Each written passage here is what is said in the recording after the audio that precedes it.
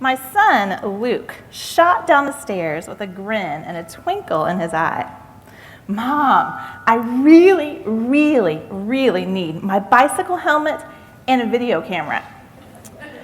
Now, although statements like this are common in our house, I always have the same response.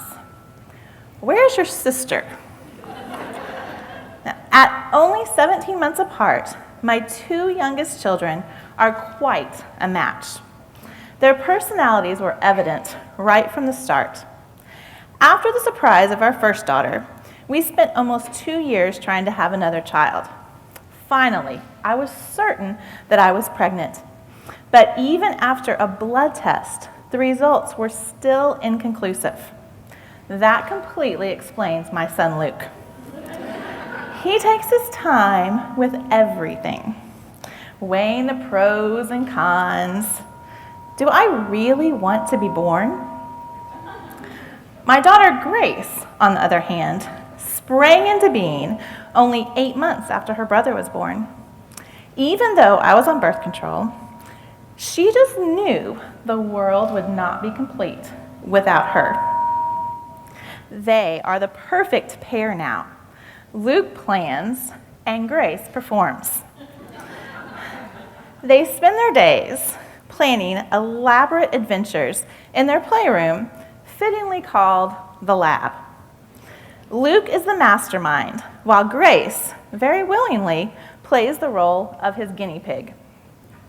Now, on this day, after following Luke up to his room, I walked in to find Grace sitting calmly on the top bunk of Luke's bed. One end of a jump rope tied around her waist, while the other was looped to a blade on the ceiling fan. She pushed up her safety goggles as she asked if Luke had found the bicycle helmet. Now, knowing the nature of most of their escapades, I inquired of my little engineer concerning his plan. Well, Mom, you know how I've been trying to get Grace to fly? A fact that I was most certainly and frightfully aware of. I thought, since the ceiling fan goes so fast, we could tie Grace and she could fly around the room. Now, there are moments in one's life when one has a choice. These choices could likely affect the rest of one's life. Taking in the scene, I realized I had 3 options. 1, I could run to my bed, crawl under the covers, and lament to the gods for giving me such crazy children.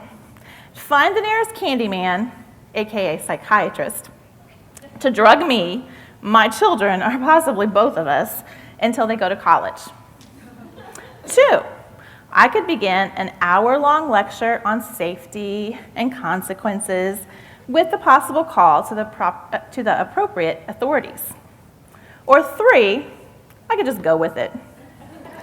Aware of the fact that our insurance did not currently have a prescription plan, and appreciating the use of safety goggles and a helmet, I chose to just go with it.